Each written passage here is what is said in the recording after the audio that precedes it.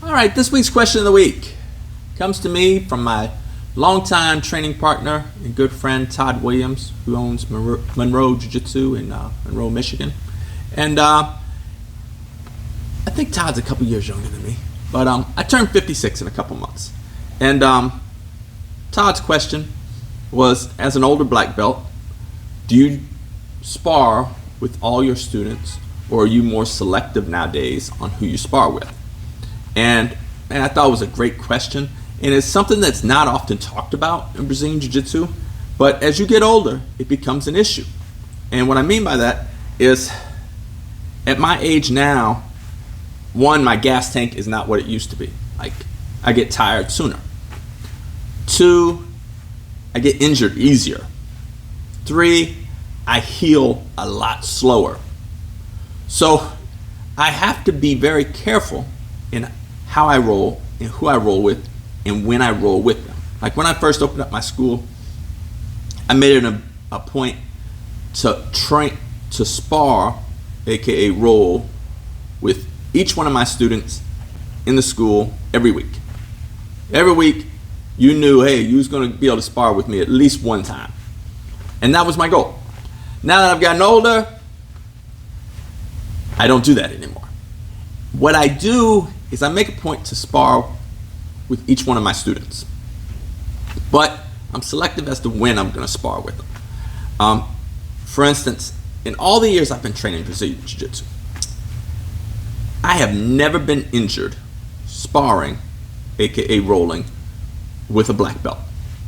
Just never happened. Usually when I get injured, it's with a young, big, strong white belt, or sometimes blue belt. But that's usually when my injuries happen. And it's twofold why it's that level that injures you. One, they're going all out. And I understand it. I was a white belt once. They're going all out. They're using everything they got to try to get you. Two, they're behaving erratically because they don't know what they're doing. And they'll move in a way that's sometimes unpredictable that can lead to an injury. Because when I'm rolling with them, I'm not bringing my A game when I roll with white belts and blue belts. You know, I'm letting them work, and I'm being very cautious as to not injure them. So, like, because they don't know what's happening sometimes. So I make sure that, hey, you know, I'm moving slowly. I might even give some direction during the roll. And during these explosions, you know, sometimes, you know, you can get bounced on your head or something. You know, they become unpredictable. So what I do with those junior belts is, if I'm gonna roll with them, I'm gonna roll with them on my first, second roll when I'm fresh, because I'm less likely to get injured and I have the energy to sort of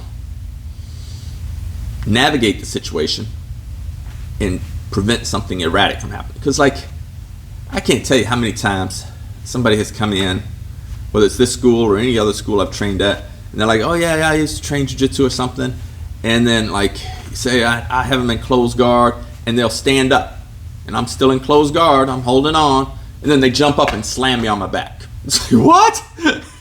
You know, it's like, oh, I thought you've done jiu-jitsu before. And it's like, well, you know, it seemed like a good idea. Oh, yeah. Well, you know, thanks, buddy.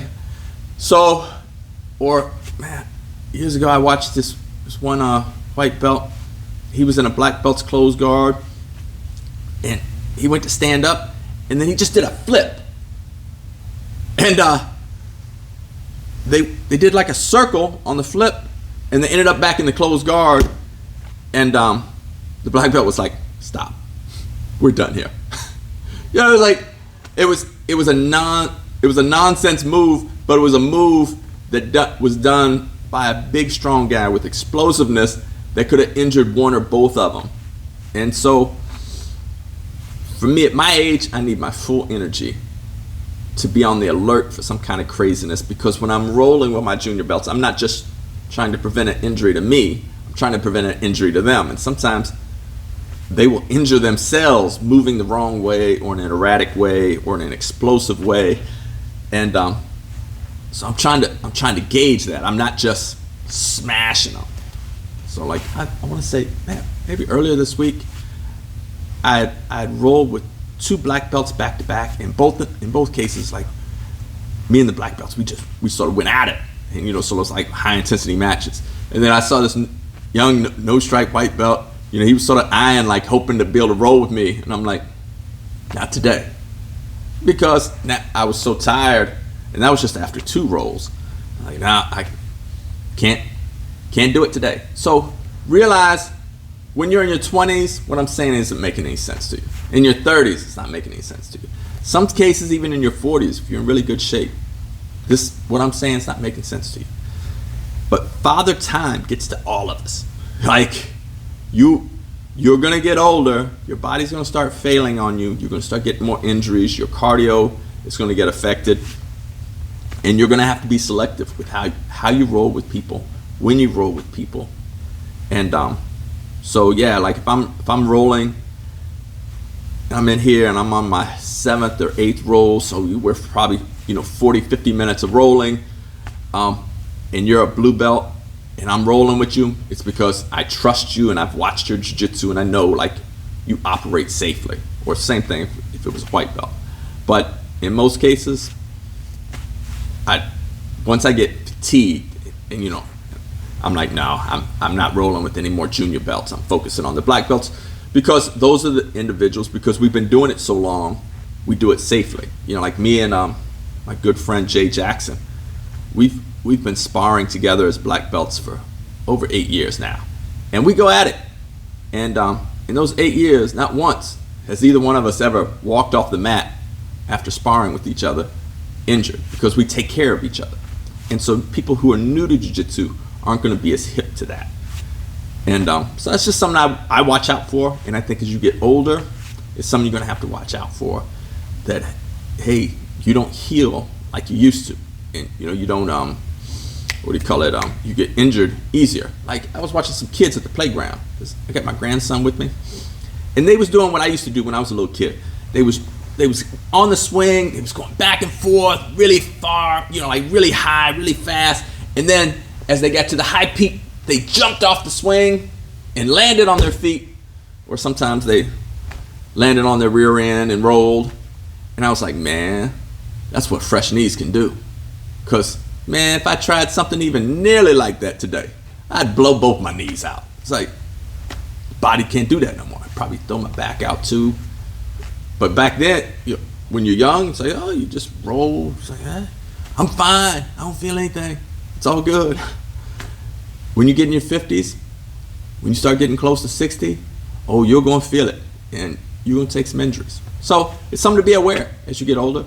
Just realize that Father Time gets us all. Some of us may be able to go a little bit longer, acting like we're young, but Father Time gets us all.